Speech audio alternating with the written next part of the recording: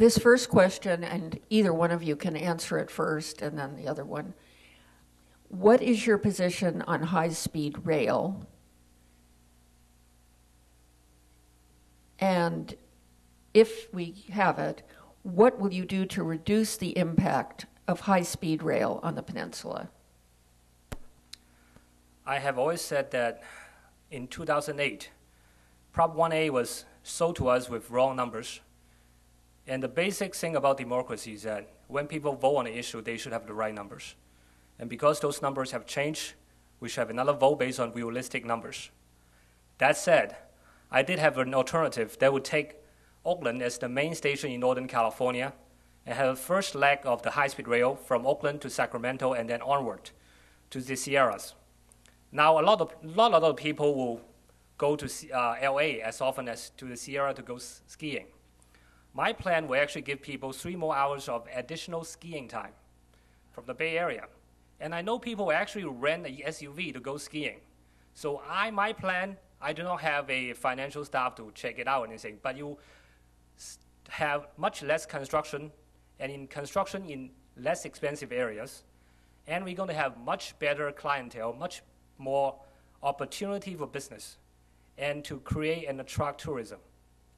That's why I have a different plan on that one, and I want to make sure that that plan gets good review in the State Assembly on that. Mr. Gordon. Thank you. Let me start by saying that I support the concept of high-speed rail. I believe that at some future point, California will need a high-speed rail system given our population growth.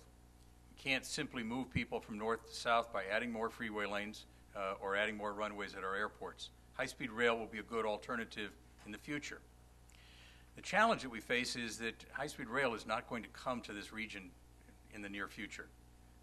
It will be decades away, candidly. In June, the legislature, and I was a part of an action, voted to spend a small amount of money that was available from the Prop 1A bond. We didn't spend it on high-speed rail. We spent it on projects that are precursors to high-speed rail, but none of it is high-speed rail. There's a project in Southern California that will improve transit service between Los Angeles and Anaheim. There'll be improvements to the Central Valley Amtrak service.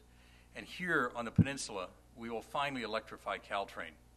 That will be a great boon to this region, giving us quieter, more energy-efficient vehicles and trains that can start and stop faster, improving service tremendously.